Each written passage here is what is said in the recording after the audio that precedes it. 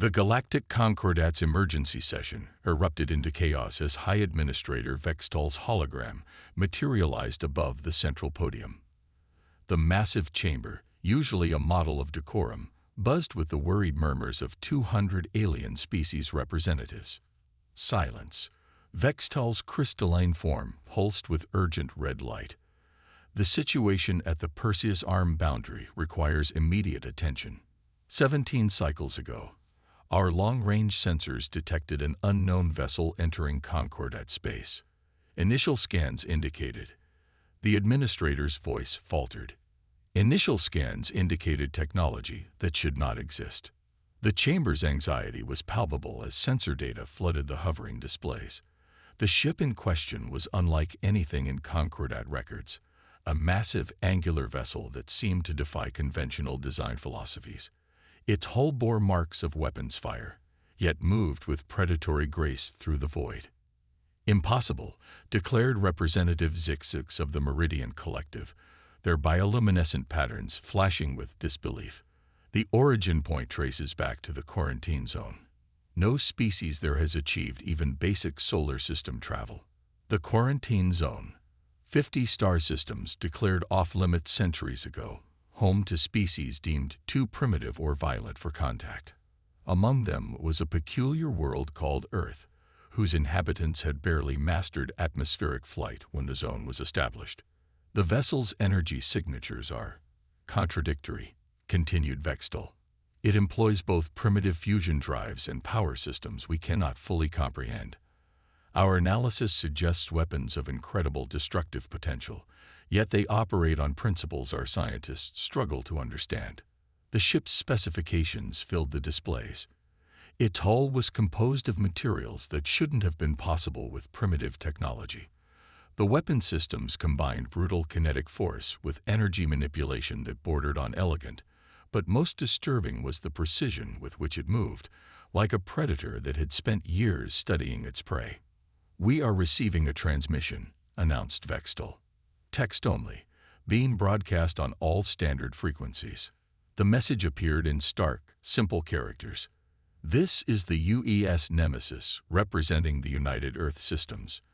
We seek diplomatic contact with the Galactic Concordat regarding repeated violations of our sovereign space by unidentified vessels. Be advised that we have tracked multiple hostile craft through your territory.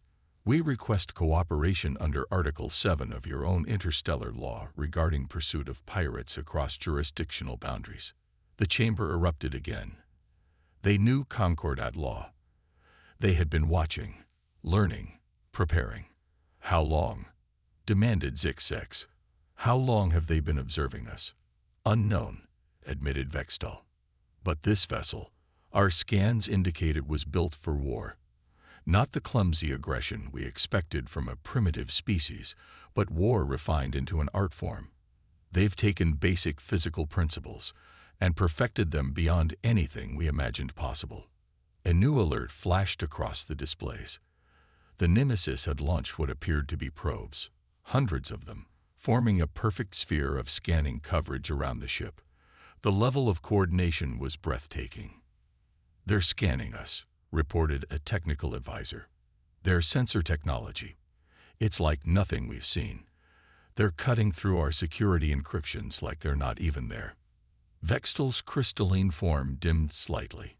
"It seems we made a grave error in our assessment of humanity. We dismissed them as primitive because they didn't follow our expected path of technological development. We never considered they might forge their own way to the stars." "And now?" asked Zixix quietly. "Now we pray that humanity's first official contact with the Concordat is peaceful," replied Vextal. "Because I fear we're about to discover exactly why they built a warship of such devastating potential." The massive vessel continued its approach, its very presence a testament to humanity's unconventional journey to the stars. The Concordat had expected them to follow the standard progression of technological development. Instead, humanity had looked at the problems of space travel and warfare from entirely new angles, creating solutions that were both elegant and terrifying. As the UES Nemesis drew closer to the Concordat's primary diplomatic station, It's all scared but unbowed. The gathered representatives began to understand a fundamental truth. They had not been watching humanity's development. Humanity had been watching them, learning their weaknesses, and preparing for this moment. The galaxy was about to learn that primitive was a very dangerous word to apply to a species that had fought its way to the stars. Captain Sarah Chen stood on the bridge of the UES Nemesis, her expression neutral as she studied the Concordat's diplomatic station through the main viewport. 20 years in Earth's Space Force had taught her patience, and now that patience was paying off. Humanity's first official contact with the galactic community would happen on their terms, not as supplicant primitives begging for acceptance. "They're scrambling," reported Lieutenant Park from the sensor station, his fingers dancing over holographic controls. "I'm reading massive energy spikes from their defense grid, but they're not raising shields. They're afraid of looking hostile. Wouldn't want to seem aggressive toward the primitives," Chen remarked dryly. "Status of our tracking system." Commander Rivera, her XO, pulled up a complex three-dimensional map. "The target's trail is still hot, Captain. The Shadowclaw Syndicate's ships passed through this sector 3 days ago. They thought the radiation from that pulsar would mask their signature." He smiled grimly. "They didn't count on our quantum wake detectors." The Shadowclaw Syndicate had been raiding human colonies for months, striking from nowhere and vanishing into Concordat space. They thought Earth's primitive technology couldn't track them. They were wrong. "Concordat representatives are requesting permission to board," announced Communications Officer Zhang. "They're following first contact protocols to the letter." "Grant permission," Chen ordered. "Honor guard to the main airlock. And someone remind our guests that their atmospheric requirements have already been accommodated." She allowed herself a small smile at their inevitable surprise. Humanity had been studying the Concordat species for decades. The delegation that entered the Nemesis bridge stopped short, their alien features showing clear shock at the ship's interior. Gone were the crude metal walls they expected from primitives. Instead, they found a seamless blend of holographic interfaces and physical controls, designed for maximum efficiency in combat conditions. "Welcome aboard the Nemesis." Chen greeted them in perfect standard Galactic, enjoying their startled reactions. "I apologize for entering your space without proper authorization, but we're in pursuit of a criminal organization that has attacked 3 of our colony worlds." The lead delegate, a towering crystalline being, recovered first. "You speak our language, and your ship these systems." "We've been learning," Chen replied simply.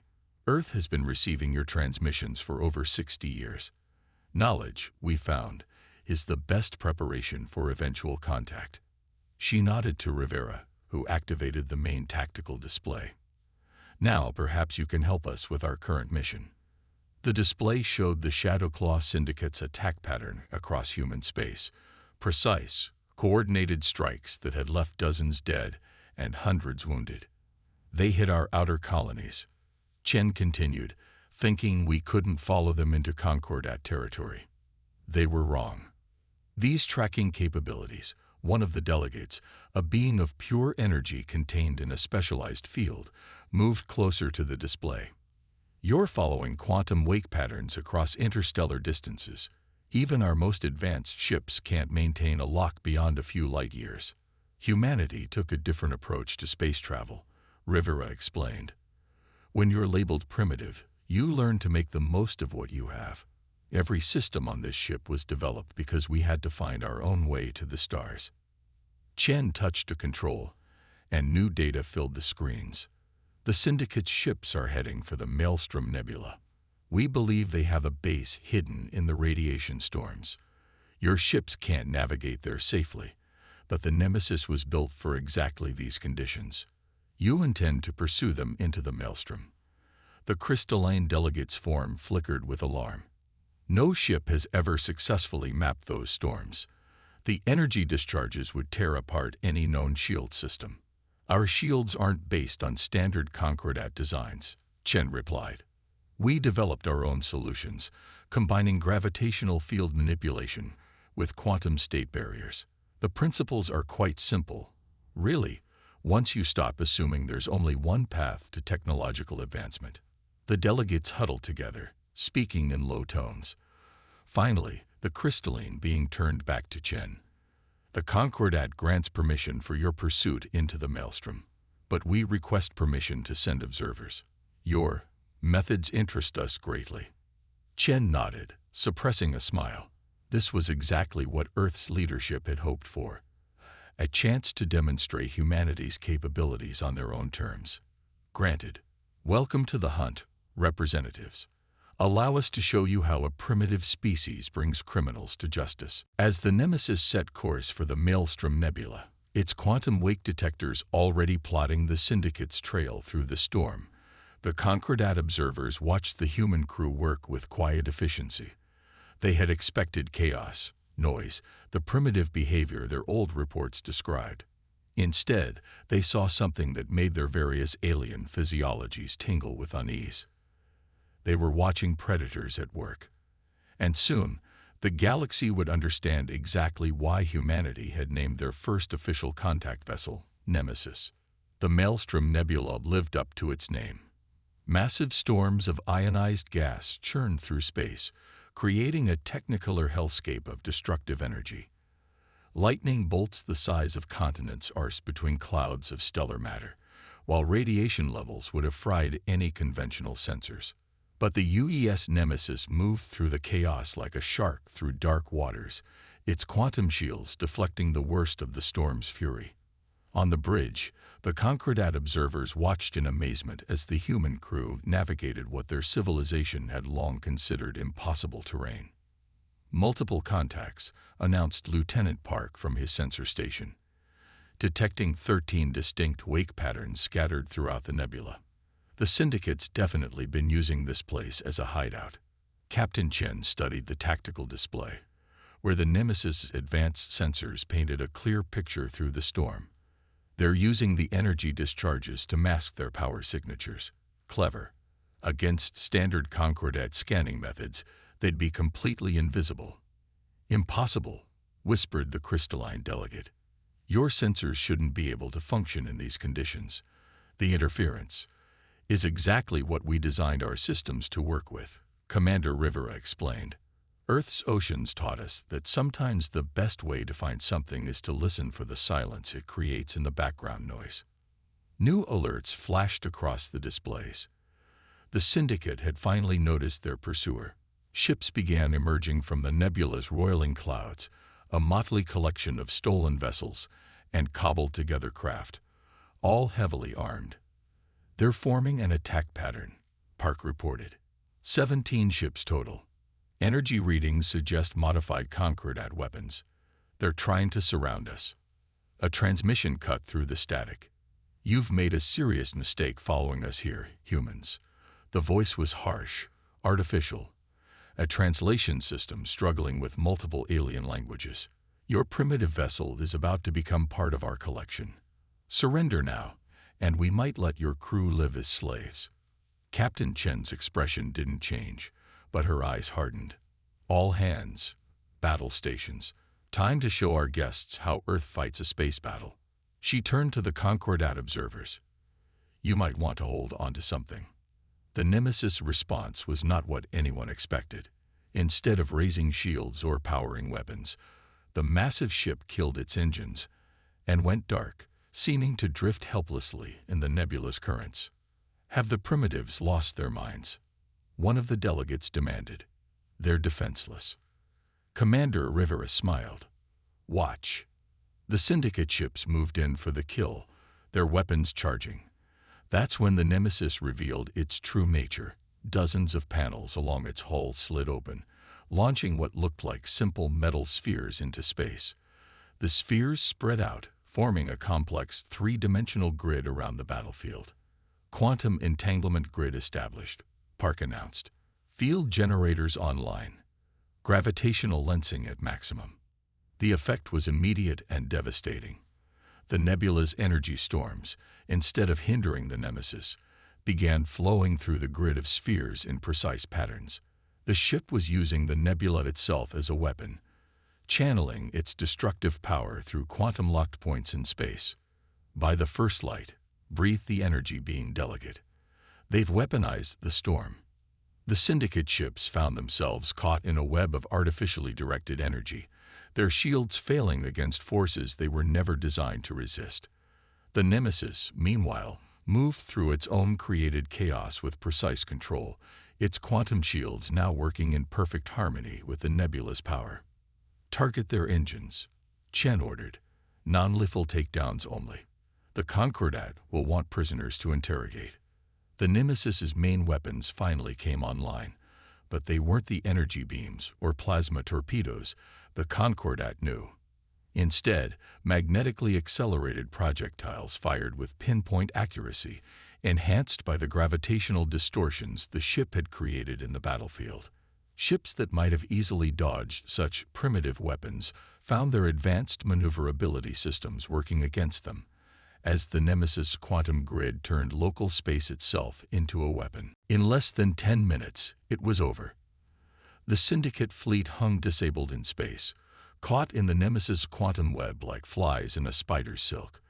The nebula's storms continued to rage, but now they flowed around the battlefield in patterns that seemed almost beautiful in their deadly precision. Send boarding teams, Chen ordered. Full tactical loadout, but remember these are prisoners, not targets. She turned to the stunned Concordat observers. I trust this demonstration has been educational. The crystalline delegates form pulsed with complex patterns of light. You turned one of the most dangerous regions in known space into a weapon. All with technology we dismissed as primitive because it didn't follow our expected path of development. Humanity learned long ago that there's rarely only one solution to a problem, Chen replied. Sometimes the best answer isn't the most advanced technology, but the most creative use of simple principles. She smiled slightly. Though I admit, our definition of simple might need some discussion. As the Nemesis crews began securing the Syndicate ships, the Concordat observers watched with new understanding. They had expected to find primitives stumbling into galactic society. Instead, they had found hunters who had spent decades preparing for this moment, turning their very limitations into advantages that the galaxy's most advanced civilizations had never imagined possible. In the aftermath of the battle, the UES Nemesis conference room had become an impromptu center for galactic diplomacy. Captain Chen sat at the head of the table, surrounded by holographic displays showing the interrogation of captured Syndicate members and the systematic analysis of their base hidden deep in the Maelstrom Nebula. The base's databanks are a goldmine, Commander Rivera reported, his fingers dancing through the holographic data. The Syndicate wasn't just raiding human colonies. They've been operating throughout Concordat space for decades, using the nebula as a blind spot in your security network. The crystalline delegate, who had introduced himself as first speaker lyrics, studied the data with growing concern. These attack patterns, they'd been systematically targeting developing worlds across 3 sectors. But how did they avoid our patrols? Because your patrols were predictable, Chen explained, pulling up a new display. Your ships follow standardized routes, use standardized sensors, and rely on standardized tactics. The Syndicate simply had to work around your standard responses. She paused, allowing a small smile. Humanity, on the other hand, has spent 60 years learning to be very non-standard. The energy being delegate, Administrator Vex, moved closer to the displays. These sensor logs from your ship, you've been tracking Concordat patrol patterns since before you achieved faster-than-light travel. You were studying us even then. Earth's first detection of alien signals was nearly a century ago, Chen confirmed. Instead of immediately announcing ourselves, we listened. We learned. We saw how the Concordat treated primitive species, how it categorized civilizations based on their adherence to expected technological progression. She gestured to the Nemesis systems. So we chose a different path. The displays shifted to show Earth's technological development timeline. While the Concordat had dismissed them as primitives barely capable of reaching their own moon, humanity had been systematically developing technologies that worked on completely different principles. Your civilizations focused on energy weapons and shield harmonics, Rivera explained. We looked at the same problems but approached them from new angles. Our quantum wake detectors grew from deep-sea sonar technology. Our gravitational lensing weapons evolved from studies of black holes. We took basic physical principles and refined them in ways your scientists never considered. And the Nemesis? Larix asked, his crystalline form shifting with complex emotions. This ship is clearly more than just a warship. Chen nodded. The Nemesis is a prototype, our first purpose-built vessel for interacting with the galactic community. It's designed to bridge the gap between human and Concordat technology, to demonstrate our capabilities without revealing all our advancements. She touched a control, bringing up new schematics. What you've seen is only a fraction of what humanity has achieved. The room fell silent as the delegates processed this information. The schematics showed technologies that shouldn't have been possible for a primitive species, but they worked on principles so fundamentally different from Concordat science that they have been overlooked. Your colonies that were attacked, Vex said slowly. They weren't your outer colonies at all, were they? No, Chen admitted. They were carefully positioned settlements, designed to draw out the syndicate. We needed a legitimate reason to enter Concordat space that would allow us to demonstrate our capabilities without appearing aggressive. She met the delegate's gaze. Humanity has no interest in conquest, but we will not be dismissed as primitives, and we will not be exploited. Larix's crystalline form pulsed with rapid colors. The Concordat's entire approach to evaluating new species, it's been fundamentally flawed. We've been so focused on seeing advancement as a linear progression that we've been blind to alternative paths of development. There's more, Rivera added, bringing up data from the syndicate base. Their records show they've been exploiting this blind spot in Concordat thinking to prey on other developing worlds. Civilizations that might have found their own unique paths to the stars have been held back, forced to either conform to Concordat standards or remain isolated. The implications hit the delegates like a physical force. How many species had they dismissed as primitive, not because they were truly undeveloped, but because they were developing along paths the Concordat had never considered? We didn't come here just to prove humanity's worth, Chen said quietly. We came to show you that there's more than one way to reach the stars. The galaxy is full of species you've labeled as primitive, each with their own unique approach to understanding the universe. She smiled. Perhaps it's time for the Concordat to start learning from them, instead of just judging them. The delegates exchanged looks, their various alien physiologies showing clear signs of agitation and revelation. The galaxy as they knew it was about to change, and humanity's emergence from their primitive quarantine was only the beginning. The Galactic Concordat's Grand Assembly Hall had never seen a session quite like this. 3 months after the UES Nemesis's dramatic emergence from the quarantine zone, representatives from over 1,000 species gathered to witness something unprecedented: humanity's formal introduction to galactic society on their own terms. Captain Chen stood at the central podium, her dress uniform carrying both Earth Force insignia and the newly created symbol of human Concordat cooperation. The massive chamber, usually arranged in rigid hierarchical tiers, had been reorganized at humanity's request into a circular pattern where all species sat as equals. The recent events in the Maelstrom Nebula revealed more than just the existence of a criminal syndicate. Chen began, her voice carrying clearly through the universal translators. They exposed fundamental flaws in how our civilizations view progress and development. The holographic displays activated, showing the transformed nebula. Where once there had been an impenetrable storm of deadly energy, now a network of human quantum barriers created safe shipping lanes, turning a navigational hazard into a vital trade route. Humanity didn't develop along the expected path because we saw different solutions to universal problems, Chen continued. And we're not alone. In the past 3 months, joint human Concordat expeditions have revisited dozens of worlds previously dismissed as primitive.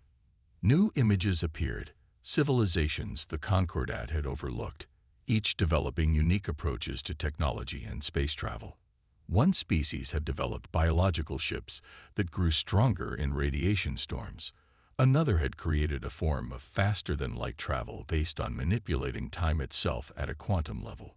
"The galaxy is not a ladder to be climbed," Chen declared. "It's a vast network of possibilities, each species finding their own path to the stars. The Syndicate exploited your blind spot to this truth, but they also showed us something vital: the need for genuine cooperation between all spacefaring races, regardless of their technological approach." First speaker Lyrics rose, his crystalline form glowing with formal patterns. "The Concordat acknowledges its errors in judgment. In response, we are establishing the Multipath Development Initiative, with Earth as a founding member. Never again will we dismiss a species simply because they think differently than we do." The announcement triggered a wave of discussion throughout the chamber. The initiative would fundamentally change how the galaxy's civilizations interacted, breaking down artificial barriers between advanced and primitive species. "But this is only the beginning," Chen continued.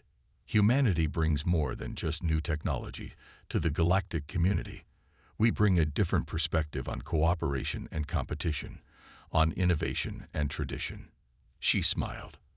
"And most importantly, we bring questions that many of you stopped asking long ago." The displays shifted to show the first joint human Concordat research project, a ship that combined multiple species technologies in ways previously thought impossible.